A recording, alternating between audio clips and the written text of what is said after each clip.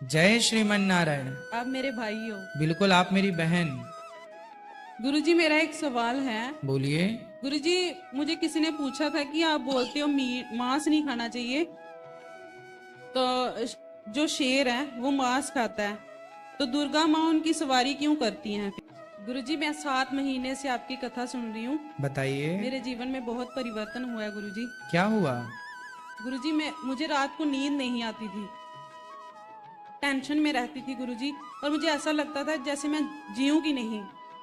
तो गुरुजी जब से मैंने आपकी कथा सुनी है, मेरी बहन ने मुझे बोला था कि गुरुजी की कथा सुना करो, ठीक हो जाएगा सब। तो मैं बोलती थी बच्चे छोटे छोटे हैं, दोपहर को सो जाते हैं ये और फिर रोते हैं, बोलते नहीं। फिर थोड़े दिन के बाद गुरुजी मैं गिर गई और मेरा पैर फ्रैक्चर हो गया।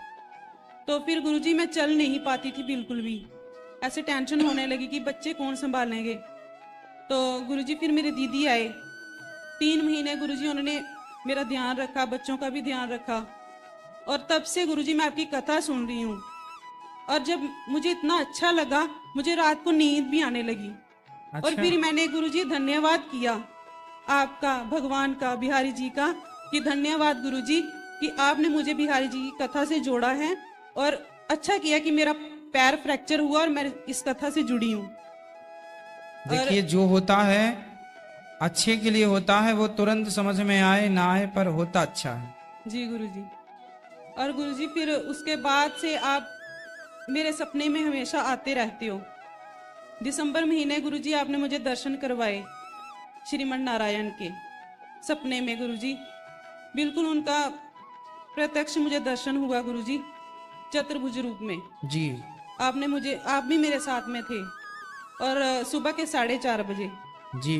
गुरुजी शंख बज रहे थे, और फिर जब मेरी आंखें खुली तो ऐसा लग रहा था जैसे मैंने सच में भगवान को देखा है। जी। जी। जी। तो उसके बाद फिर से गुरुजी आप मेरे सपने में आए और हमारे यहाँ कथा कर रहे थे। जी।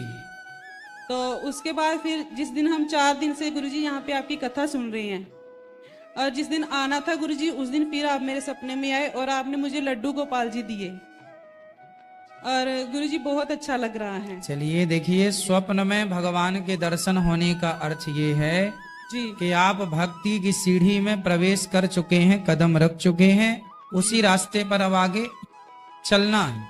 और गुरुजी जब मुझे दर्शन हुए ना भगवान के, तो मैंने भगवान से बोला कि भगवान अभी मेरे मन में कोई आस नहीं रही। और इस चीज का क्या मतलब है गुरुजी? देखिए, जब भगवान को हम मिल लेते हैं, भगवान का दर्शन कर लेते हैं, तो भगवान को पाने के बाद फिर कोई आस रह ही नहीं जाती। जी संसार की इच्छाएं उसी दिन समाप्त हो जाती हैं जिस दिन भगवान को पाने की इच्छा जाग जाती है। विडंबना ये है, भगवान को पाने की इच्छा जागती नहीं तो संसार की इच्छाएं समाप्त होती नहीं। संसार की इच्छाएं समाप्त होना कठिन नहीं है, कठिन है भगवान को पाने की इच्छा को जगाना। वो जाग जाए तो सारी इच्छाएं समाप्त हो जाएंगी। तो आपकी इच्छाएं इसलिए समाप्त हो गई क्योंकि भगवान को पाने की इच्छा जाग गई है। जी ठीक है, गुरुजी मेरा एक सवाल है। बोलिए। गुरुजी मुझे किसी ने पूछा था कि आप बोलते हो मांस नहीं खाना चाहिए, तो जो शेर है वो मांस खाता है, तो दुर्गा माँ उनकी सवारी क्यों करती हैं फिर? भाई, शेर मांस खाता है जी तो वो मांस खाने के लिए ही ईश्वर ने उसको रचा है। जी भाई, शाकाहार और मांसाहार करने वाले जीव अलग अलग हैं। शेर के कैनाइन दांत होते हैं, बड़े बड़े नुकीले ऐसे किनारे में, वो मांस फाड़ने के लिए होते हैं, जबकि वो दांत हम लोगों को ईश्वर ने नहीं दिए। जी मांसाहार बच्चा जब जन्म लेता है तो जन्म लेते ही उसकी आंखें नहीं खुलती। जी शेर का, बिल्ली का, कुत्ते का बच्चा कुछ दिन बाद आंखें खोलता है, जबकि शाकाहार करने वाले के बच्चे जन्मजात आंखें खुली पैदा होते हैं। जैसा कि आप हैं, हम हैं, कुत्ता है, और सॉरी गाय है, बकरी है, इनके बच्चे खुली आंख क्योंकि शाकाहार करते हैं। हाथी है, ये सब शाकाहार वाले खुली आंख। जी अब आप कह रहे हैं कि मांस खाता है शेर, तो दुर्गा जी ऊपर क्यों बैठी हैं? क्योंकि शेर का स्वभाव मांस खाना है, चूंकि जंगल का राजा है शेर। जी गुरुजी। और दुर्गा जी के 8 हाथ हैं। दुर्गा जी कहती हैं कि 8 हाथ तब होंगे जब तुम चारों एक हो जाओगे। चारों एक का मतलब है ब्राह्मण, क्षत्रिय, वैश्य और शूद्र। जब आप चारों मिलकर एक हो जाएंगे, आपस की फूट, आपस के झगड़े मिटाकर भाईचारे से रहेंगे, जिस दिन तुम संगठित हो जाओगे हिंदुओं, उस दिन तुम शेर की सवारी कर लोगे। ये कहने का तात्पर्य है माता दुर्गा जी का।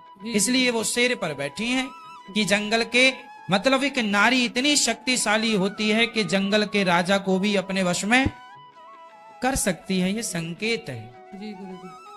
गुरुजी, ये आपकी बहन आपके लिए एक भेंट लाई है अपने हाथों से बना के, जी आप स्वीकार करेंगे गुरुजी? जरूर जरूर। जी गुरुजी, धन्यवाद। खुश रहिए। अभी आप मिलिएगा, ठीक है, तब दे दीजिएगा जो आपकी। जय श्रीमन नारायण महाराज। जय श्रीमन नारायण। महाराज जी, वैसे तो बांके बिहारी की कृपा हमारे ऊपर शुरू से ही रही है और आज भी है कि आपके दर्शन कर रहे हैं साक्षात। महाराज जी, हम पहले कथा सुनते थे, 20 दिसंबर को आए थे। उस दिन हमारे मित्र हैं, इनके द्वारा हम यहाँ आए और आपके बारे में पहले हम मोबाइल पे देखते थे, यूट्यूब पे, तब से हम बराबर सुन रहे हैं। महाराज जी, हमारे मन में एक सवाल चलता है जिसकी कि हमें आज तक नहीं मिला कोई जवाब। बोलिए बोलिए। जैसे कोई इंसान का शरीर पूरा हो जाता है, तो जब जैसे उसे लेके जाते हैं तो उसमें जो जमाई होते हैं, जो लड़की के ब्याता, उनको हाथ क्यों नहीं लगाने देते, जबकि आजकल लड़कियां भी दाह संस्कार करती हैं? करती हैं, पर शास्त्र का कोई विधान नहीं है, ये तो मनमाने ढंग से करती हैं। नहीं महाराज, जिनके आगे पीछे कोई नहीं होता फिर उनके कौन करेगा? उनके भाई करें, उनके मित्र करें, लड़की नहीं करती। आजकल करती है, ठीक है, आजकल के हिसाब से, जमाने के हिसाब से चल रहा, ठीक है। शास्त्रों में परमिशन नहीं है। कारण भी है ना इसका, साइंस के अनुसार एक पुरुष का जो दिल होता है ना, वो स्त्री के दिल से ज्यादा कठोर होता है। और स्त्री का दिल जो होता है वो पुरुष से अधिक कोमल होता है। क्या आप इस बात को मानते हैं? बिल्कुल मानते हैं। अब इसी से हम तुलना करेंगे। जब डॉक्टर सुई लगाता है ना अपने बच्चे को, तो बाप तो कस के पकड़ लेता है, पर मां की आंखें बंद हो जाती हैं। क्या ये सही है? तो जो मां अपने बच्चे को सुई नहीं लगते देख सकती, वो अपने बाप को चिता पे जलते हुए कैसे देख सकती है? नहीं महाराज, मैं जमाई के लिए बोल रहा हूँ। मैं वहां आऊंगा। पहले आपने जो कहा ना कि बेटियां भी अंतिम संस्कार करती हैं, तो आपने ये भी तो कहा जी। तो उसका भी तो हमें आपको समझाना पड़ेगा कि क्यों नहीं करती हैं, क्यों नहीं करती हैं। कह के हम निकल जाएंगे तो आपको समझ में नहीं आएगा। हम समझा रहे हैं आपको। चूंकि लड़की जो होती है दिल से कोमल होती है, स्त्री जात ना कोमल होती है, माँ कोमल होती है, वो किसी को जलता हुआ नहीं देख सकती। तो जो जलता हुआ देख ना सके, पुरुष ही आग लगा सकता है, स्त्री कभी आग नहीं लगा सकती। लेकिन आज के परिवेश में स्त्रियां आग लगा रही हैं, तो वो उनकी अपनी रुचि है, ठीक है। लेकिन नारी इसलिए आग नहीं लगाती क्योंकि वह पुरुष से कई गुना कोमल है। इसलिए स्त्रियों को शमशान जाने की भी परमिशन नहीं है। आप लोग कहेंगे महाराज जी क्यों स्त्रियां शमशान नहीं जा सकती? इसलिए कि स्त्री यदि जलते हुए मनुष्य को देख लेगी, पुरुष को देख लेगी, स्त्री को देख लेगी, उसके शरीर की चमड़ी को पिघलते देख लेगी, तो कहीं वो उसकी रातों की नींद न खराब हो जाए, रातों भर फिर उसको जलता हुआ मुर्दा दिखाई पड़ेगा, कहीं पागल ना हो जाए, कहीं उसके मस्तिष्क में बुरा प्रभाव ना पड़ जाए, क्योंकि कोमल है ना। इसलिए लड़कियों को शमशान से दूर रखा जाता है। ये साइंस है, शास्त्र जो है ये साइंस बोल रहा हूं मैं।